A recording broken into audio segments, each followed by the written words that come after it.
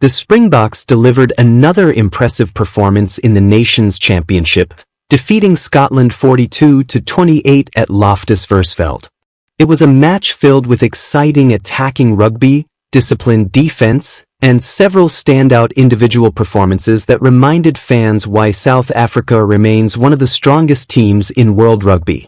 While the final score tells part of the story, the individual performances across the field made this victory even more encouraging for head coach Rassie Erasmus and his coaching staff. Today, we're breaking down the biggest performances from the match and looking at which players made the strongest impact for the world champions. Let's get into it. The atmosphere at Loftus Versfeld was electric from the opening whistle.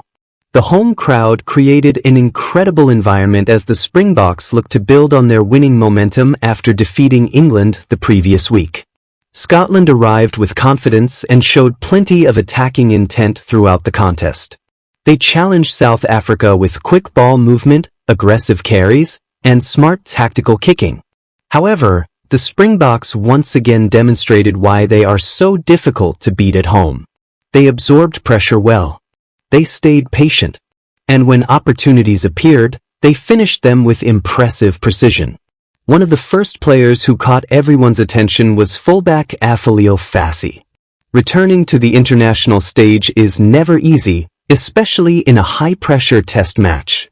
But Fassi handled the challenge with maturity. He looked comfortable under the high ball and remained calm whenever Scotland launched aerial attacks. His kicking game was generally solid, helping South Africa gain valuable territory throughout the match. Although there was one mistake during the first half, he quickly recovered and continued playing with confidence. It wasn't a spectacular performance, but it was exactly the kind of reliable display the coaching staff would have wanted. On the wing, Edwill van der Merwe quietly produced another hard-working performance. Despite wearing the number 14 jersey, he spent much of the game operating on the opposite wing. That positional adjustment never seemed to affect his confidence. He competed well in the air against Kyle Stein, remained disciplined defensively, and worked hard without the ball. Although he didn't receive many attacking opportunities, his effort and positioning were valuable throughout the contest. In midfield, Captain Jesse Kriel delivered one of the game's biggest moments. His try effectively sealed the result for South Africa. The timing of his run was outstanding. Reading the movement of Handre Pollard, Kriel accelerated into space before collecting the perfectly timed pass. It was an excellent example of experience, communication, and decision-making coming together at exactly the right moment. While he missed a few tackles during the game, South Africa's defensive system covered those situations effectively, preventing Scotland from turning them into major scoring opportunities. Alongside him, Damian Willemse once again showed why he remains one of the most versatile players in international rugby. After starring at fullback the previous week, he returned to inside center. Changing positions during consecutive test matches is never straightforward. Yet Willemse adapted quickly. His powerful running repeatedly carried the Springboks over the gain line. His passing remained accurate. His defensive work against dangerous Scottish runners was equally impressive. One of the highlights came when he finished a beautifully worked attacking move after combining brilliantly with Grant Williams. The pace, timing, and execution of that move demonstrated just how dangerous South Africa can be when their attack starts flowing. On the left wing, Ethan Hooker made an encouraging return after coming into the side earlier than expected following the withdrawal of Canan Moodie. There were understandable questions about whether he would be fully ready. He answered those questions immediately. Early in the match he won an important breakdown penalty through sheer determination. Later he produced a sharp line break that helped create another scoring opportunity. His work rate remained high throughout his time on the field. Unfortunately, his afternoon ended early after a head injury assessment, meaning he was unable to finish what had been another positive performance. One player who perhaps answered the most questions before kickoff was fly half Handre Pollard. There had been plenty of discussion surrounding his selection. Some believed younger options deserved the opportunity. Others questioned whether he had rediscovered his best form. Against Scotland, Pollard responded in the best possible way. With his performance, his tactical kicking consistently placed Scotland under pressure. His goal kicking remained accurate. His control of the game improved as the match developed. His experience became increasingly important during key moments when South Africa needed calm decision-making. He also contributed strongly in open play, linking effectively with the backs while organizing the attack. It was a reminder that experience still carries enormous value at international level. By the final whistle, many believed he had delivered one of his strongest performances in recent seasons. At scrum half, Embrose Papier enjoyed a memorable return to Test rugby. Making his first international appearance in several years, there was naturally plenty of interest surrounding his performance. He certainly didn't disappoint. His try was one of the moments of the match. Spotting a small gap in Scotland's defensive line, Papier accelerated brilliantly before producing excellent footwork to beat multiple defenders. The finish reflected the confidence he has displayed throughout the domestic season. His distribution was sharp. His tempo suited South Africa's attacking style. And his kicking game generally helped the team control territory.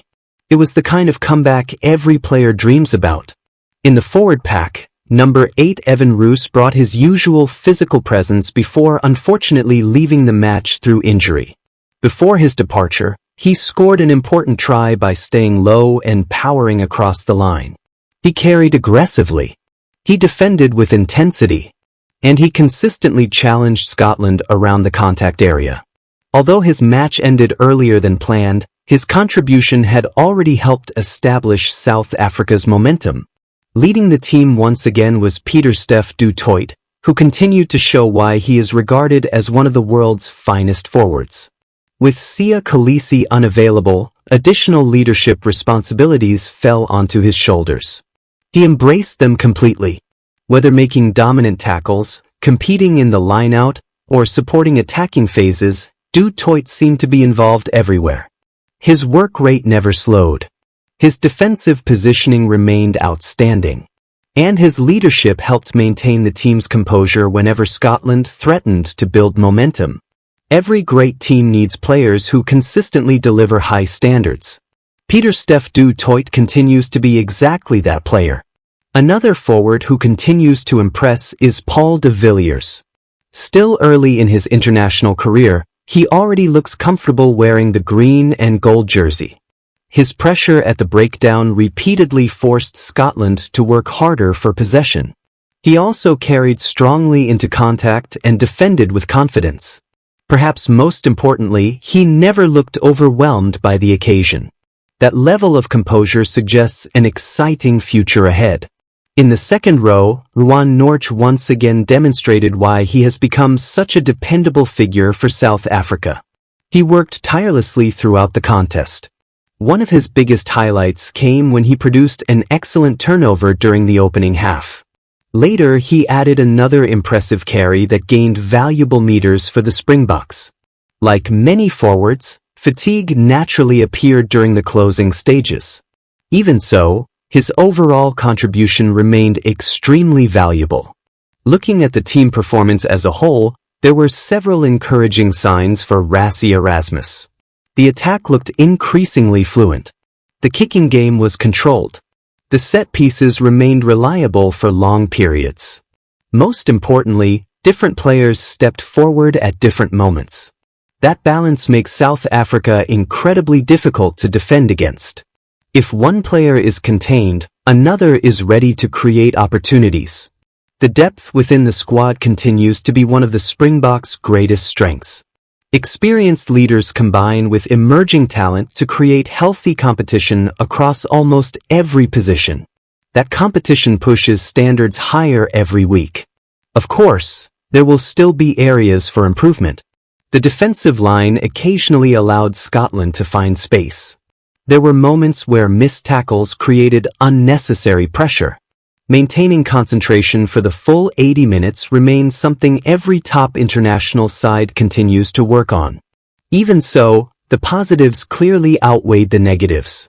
A 42-28 victory over a quality Scotland side is another important step forward. For Rassie Erasmus, this performance provides plenty of encouraging evidence as preparations continue through the Nations Championship. Players returning from injury are finding form. Experienced stars are producing big performances. New faces continue adapting successfully to international rugby. That combination gives the coaching group plenty of reasons to be optimistic. As the tournament continues, supporters will hope the Springboks can build even more consistency while maintaining the exciting attacking style they displayed for large periods against Scotland. If they continue producing performances like this, they will remain one of the strongest contenders throughout the championship. The road ahead will present tougher challenges. Every opponent will be eager to test the world champions. But based on this display at Loftus Versfeld, the Springboks once again showed they possess the quality, experience, and squad depth needed to compete with anyone in international rugby. And if these individual performances continue improving week after week, South African fans will have every reason to believe that this team can achieve even greater success as the season progresses. Thank you for watching. If you enjoyed this breakdown, don't forget to like the video, subscribe to the channel, and turn on notifications so you never miss the latest Springboks and international rugby news. We'll see you in the next update. The Springboks